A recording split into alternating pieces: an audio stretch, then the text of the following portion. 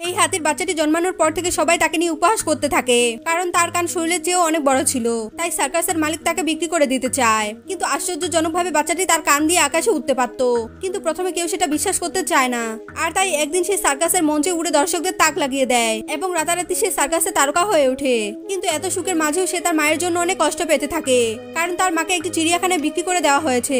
একদিন এক লোভী ব্যবসায়ী তাদের এই সার্কাসকে শহরে নিয়ে আসে, কিন্তু তার মনে থাকে অন্য ফন্দি। সে চায় সার্কাসের পাশাপাশি উড়ন্ত হাতিটিকে দিয়ে মানুষের বোঝা টানিয়ে ইনকাম করতে।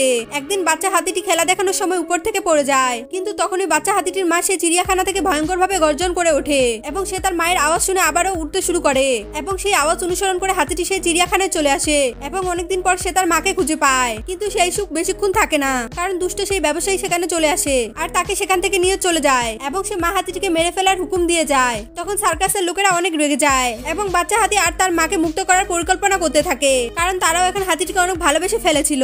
তারপর একদিন সার্কাসের খেলা দেখানোর সময় সার্কাসের মালিক ও ব্যবসায়ীর বউ মিলে ছোট হাতিটিকে পালানোর সুযোগ করে দেয়। বাচ্চাটি তখন উড়ে গিয়ে তার মাকে উদ্ধার করে আনে আর তারপর সার্কাসের সবাই মিলে মা ও বাচ্চা হাতিটিকে একটি বড় জাহাজে তুলে দেয়, যেন তারা আবার তাদের সেই জঙ্গলে ফিরে যেতে পারে।